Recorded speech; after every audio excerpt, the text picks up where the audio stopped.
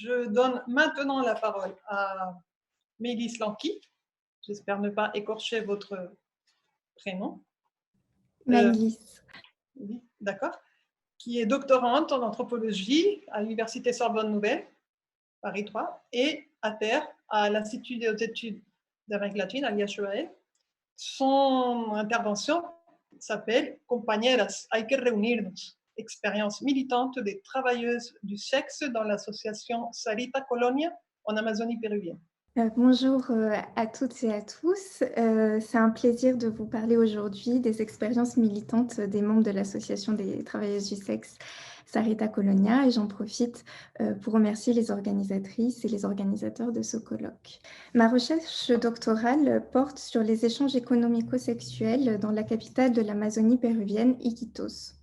Loin des destinations soleil, sable, sexe du reste de l'Amérique latine et des Caraïbes, le Pérou n'est pas de prime abord considéré comme un circuit de tourisme sexuel. Cependant, depuis plus d'une vingtaine d'années, le marché de services sexuels d'Iquitos s'est vu transformé par l'essor du tourisme national et international. La sexualité touristique à Iquitos est encore peu documentée. Seules les associations féministes produisent une littérature grise sur le sujet. Et les études en sciences sociales préfèrent pour leur part adopter une approche sanitaire. L'Amazonie péruvienne, après la capitale Lima, présente les plus hauts taux de contamination du VIH et autres maladies sexuellement transmissibles, ainsi que de grossesses précoces.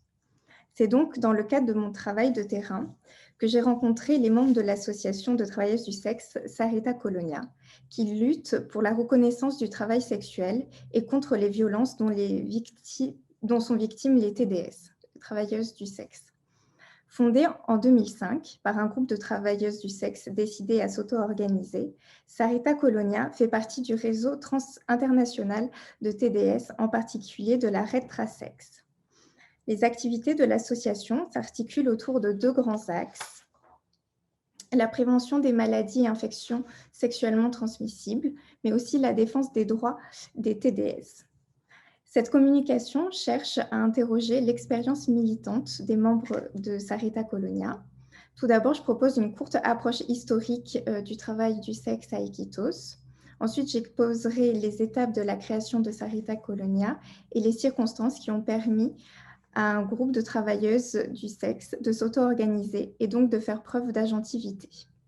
En effet, investir le champ de la santé et devenir promotrice de santé leur permettent d'acquérir des savoir-faire militants et de lier des relations étroites avec les institutions d'Iquitos, les hôpitaux, les politiques, les autres associations, la police, les médias.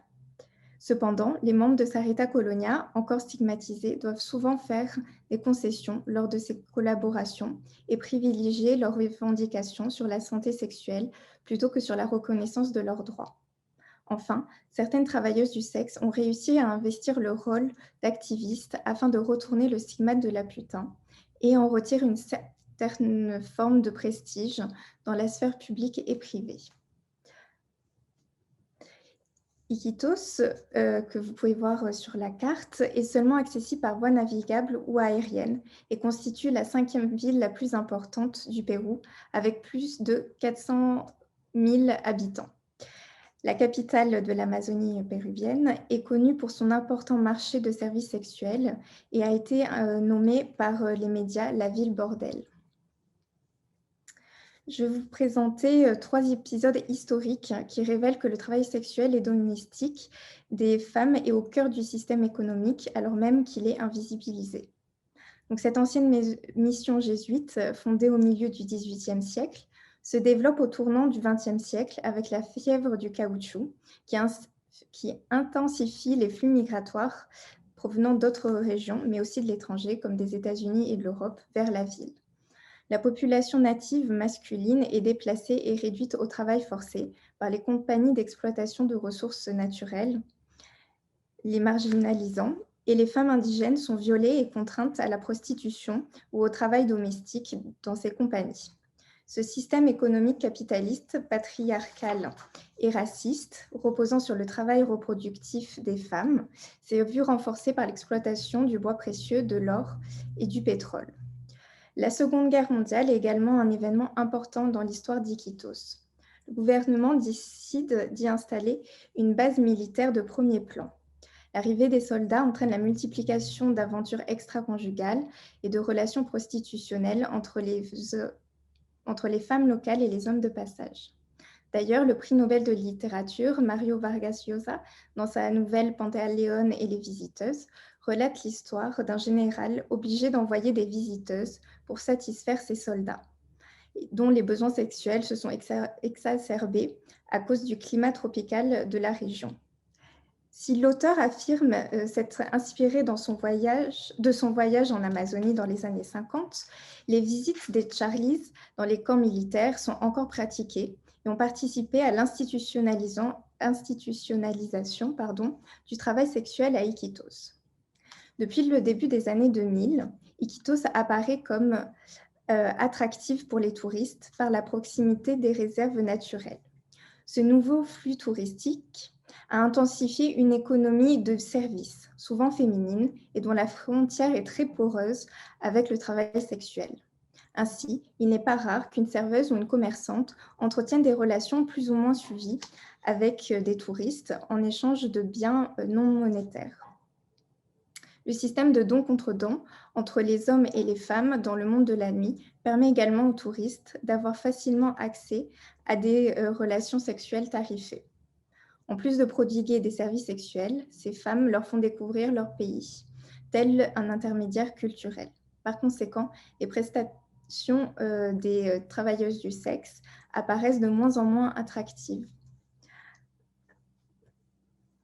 Dans ce contexte, où le marché de services sexuels est vaste et ne cesse de se transformer en raison du système économique de la ville, l'association de travailleuses du sexe Sarita Colonia lutte pour faire reconnaître le travail sexuel comme une profession. Il me semble intéressant d'étudier les processus qui ont permis à ces femmes marginalisées, du fait de leur genre, sexualité, classe et parfois ethnie, de s'approprier un projet de santé publique lancé par l'État afin de créer leur propre association et donc faire preuve d'agentivité. L'histoire de Sarita Colonia est particulièrement liée au parcours de Silvia Torres et ses proches. Et donc, j'ai décidé de vous proposer des extraits de son entretien. À la fin des années 90, le gouvernement péruvien lance un programme afin de lutter contre la propagation du VIH. Les travailleuses du sexe, considérées comme une population à risque, sont alors une vingtaine à être recrutées à Iquitos pour suivre une formation à Lima sur les questions de santé sexuelle et reproductive. Sylvia, qui travaille comme TDS sur la place d'Armes, participe à ce projet. Cette expérience s'est avérée particulièrement formatrice et à son retour à Iquitos, elle devient alors promotrice de santé. Cependant, le projet mené par le gouvernement ne semble pas complet pour Sylvia. Si le VIH est un sujet préoccupant pour les institutions, la défense des droits des TDS n'est jamais abordée. Face à ce constat, Sylvia et ses amis décident de se rassembler pour réfléchir à des stratégies visant à la défense de leurs droits. Bien que les réunions aient du mal à s'organiser, Sylvia ne se décourage pas et fonde en 2005 l'association Sarita Colonia. Alors, il faut noter que l'on observe un processus similaire dans la plupart des autres pays d'Amérique latine et des Caraïbes, dès les années 80, où les travailleuses du sexe sont organisées pour occuper une place centrale dans la mise en place de programmes efficaces de lutte contre la propagation du VIH. Cette auto-organisation les a ensuite amenées à politiser le travail du sexe.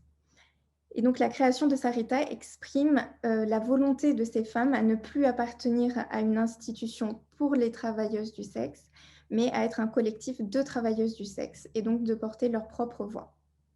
Cependant, ce projet ne s'est pas fait sans difficulté. Ainsi, Sylvia peine à se faire accepter comme directrice de l'association par les autres membres.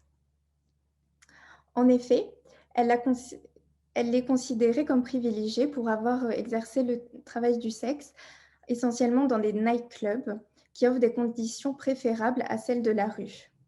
C'est pourquoi Sylvia s'entoure rapidement d'une équipe où chacune a sa spécialisation. Ainsi, Lily exerce dans les bordels, Giovanna dans les campements de l'armée et les lieux festifs, Cécilia et Lucie dans les rues de Bélène et Céleste s'adresse aux travailleuses du sexe trans. C'est en 2006 que Sarita Colonia est enregistrée comme une association des registres publics grâce à l'aide financière et administrative de l'association Selva Amazonica.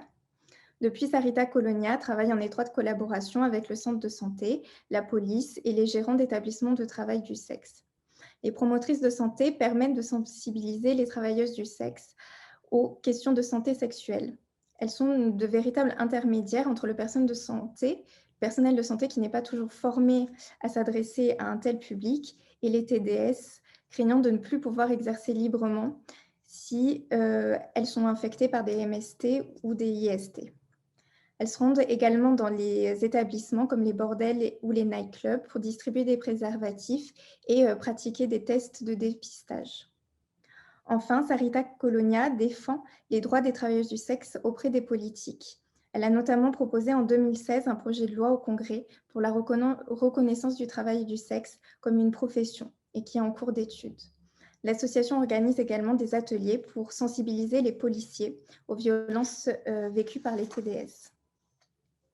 Sarita Colonia est un projet unique en Amazonie péruvienne et fait figure d'exemple dans le Pérou, où les autres associations peinent à tisser des liens avec les institutions. Comme je l'ai déjà mentionné, l'association fait partie de la Red Trasex, lui donnant ainsi une certaine visibilité politique. À la fin des années 2000, Sylvia s'est même rendue en Argentine dans les bureaux de la Red Trasex où elle a reçu des formations sur les droits humains, la législation du travail, la lutte contre le sexisme et les violences de genre.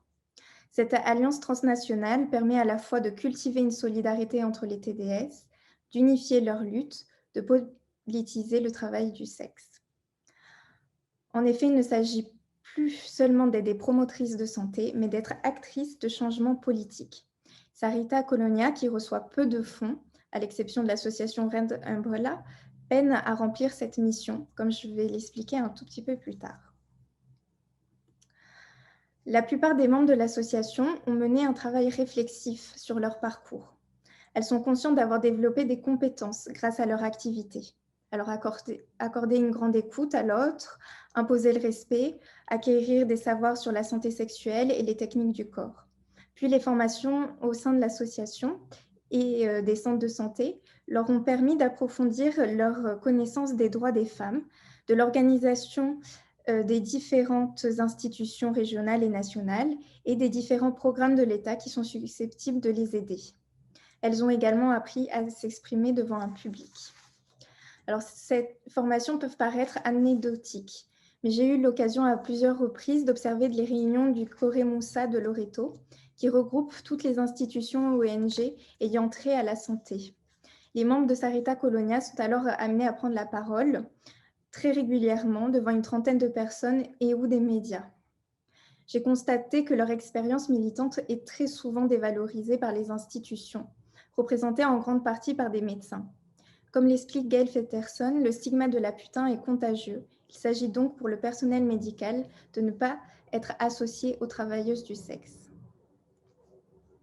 Bien que stigmatisés, les membres de l'association surinvestissent le champ de la santé, en y trouvant une certaine légitimité. Plusieurs d'entre elles m'ont fièrement expliqué pouvoir prodiguer des soins médicaux basiques. Il me semble que ce choix n'est pas anodin. Tout d'abord, il ne faut pas oublier l'origine de la création de Sarita Colonia, qui est liée à la lutte contre l'épidémie du VIH. Et ensuite, le savoir-faire et savoir-être qu'elles ont acquis grâce au travail émotionnel et de care prodigué à leurs clients semblent être à présent mobilisables dans une carrière médicale. Certaines membres de Sarita Colonia ont souhaité abandonner le travail sexuel pour se reconvertir en promotrices de santé. C'est un travail précaire et moins bien payé que le travail sexuel, mais qui leur procure une certaine forme de reconnaissance. Ainsi, les membres de Sarita Colonia ont accès à des opportunités professionnelles, bien qu'elles n'aient pas de diplôme à la base. Denise Brennan rappelle que les luttes des travailleuses du sexe rejoignent celles des personnes racisées, des femmes ou des migrants pour une justice sociale. Elles doivent mener ces combats tout en subissant les violences institutionnelles, mais également les tentatives des ONG pour les sauver. Comme le clame Elena Renaga, secrétaire de la Retrasex, les TDS ne font pas partie du problème, nous faisons partie de la solution. Investir le terme de travailleuse du sexe est donc une manière de sortir d'une victimisation imposée et de se distinguer du discours sur la traite humaine. Sarita Colonia peine encore à déstigmatiser le travail du sexe à Iquitos auprès des institutions mais également de la population. À l'image du personnel de santé, les politiques, les humanitaires et les médias peuvent minimiser l'expertise des membres de Sarita Colonia. Ces dernières doivent constamment négocier leur statut et s'approprier des discours produits par les institutions. L'exemple des gringueras est révélateur de ces accommodements. Comme je l'ai déjà évoqué, les touristes nationaux et internationaux ont délaissé les services de travailleuses du sexe pour entretenir des relations affectives avec des jeunes iquiteñas rencontrés sur les lieux touristiques ou de divertissement. Cette sexualité touristique est source de préoccupation pour les autorités et les ONG qui l'associent au tourisme sexuel sur mineurs ou à la traite humaine. Elles reconnaissent également l'existence de gringueras, terme construit à partir de gringo, et qui fait référence aux jeunes filles qui cherchent à séduire spécifiquement des hommes américains et européens, dans l'espoir de recevoir des cadeaux, de grosses sommes d'argent ou même un visa pour l'étranger. Donc ce terme est employé en particulier dans les rapports d'ONG, mais très peu par la population locale. Dans cette littérature, les gringueras sont définies comme des prostituées qui exercent seulement auprès de clients étrangers, pouvant ainsi fixer des prix plus élevés et améliorer leur existence tout en bénéficiant d'une avancée sociale. Il n'est pas étonnant que Sarita Colonia, en continuelle collaboration avec diverses institutions, associations et chercheurs, reprenne ce terme. Pour autant, les membres ne lui accordent pas la même signification. Les gringueras sont des pitucas, des petites bourges, qui ne souhaitent pas être assimilées aux travailleuses du sexe. Pour Sylvia, l'attitude de ces jeunes filles issues de bonnes familles est problématique, car elles mettent en danger leur santé. Consommant de fortes quantités d'alcool et parfois de la drogue, elles oublient ou n'arrivent pas à imposer le port du préservatif. Lorsque les promotrices de santé de Sarita Colonia tentent de faire de la prévention auprès de ces jeunes femmes dans les lieux festifs, elles sont très mal reçues. Les gringueras insistent sur le fait de ne pas être des prostituées, car les étrangers seraient de simples compagnons. Giovanna, quant à elle, m'explique que les prix des passes ont nettement baissé ces dernières années dans les lieux touristiques à cause de ces femmes qui acceptent des relations sexuelles en échange d'alcool, de drogue ou de cadeaux. En effet, les gringueras sont plutôt issues de classes moins défavorisées que les TDS, sans pour autant faire partie des classes moyennes. Grâce aux contreparties qu'elles obtiennent, elles sont en mesure de compléter leurs revenus ou de faire la fête gratuitement. Ce mode de vie est condamné par les membres de Sarita Colonia qui prônent éthique et professionnalisme. Il n'est pas évident pour Sylvia et les autres membres de l'association de produire un discours audible sur les gringueras pour les institutions, les ONG et les chercheurs, dont moi-même. En effet, les TDS sont à présent en concurrence directe avec ces femmes qui prodiguent des services sexuels plus attractifs pour les touristes. Les membres de Sarita Colonia pensent que se revendiquer travailleuse du sexe pourrait apporter une sécurité et un statut aux gringueras. Ces dernières, faisant partie de groupes sociaux plus aisés, ont réussi à mettre en place des stratégies pour éviter la stigmatisation et connaissent les codes pour ne pas avoir à expliciter les contreparties financières. Elles n'ont donc aucun intérêt à être reconnues comme travailleuses du sexe. Au contraire, les membres de Sarita Colonia, issus de milieux pauvres et populaires, investissent le terme de TDS comme une carrière, espérant ainsi retourner le stigmate de la putain. Sylvia est sûrement l'exemple même de cette déstigmatisation. La fondatrice et directrice de l'association se voit très souvent proposer de se joindre à des équipes de campagne de candidats à la mairie d'Iquitos ou du gouvernement régional. À long terme, il n'est pas impossible qu'elle se tourne vers une carrière politique. Pour conclure, il me semble important d'insister sur le fait que les membres de Sarita Colonia font preuve d'agentivité. J'entends par là, et je cite Monique Eco, leur capacité à agir par-delà les déterminismes, leur capacité à se former, certes, à se conformer, certes, mais également celle de résister, de jouer et déjouer, de transformer.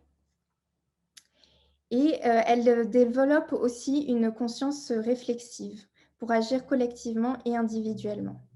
Donc, j'ai essayé de vous présenter les réussites de l'association Sarita Colonia, mais aussi les limites auxquelles elle se heurte, sans pour autant décrédibiliser leur lutte.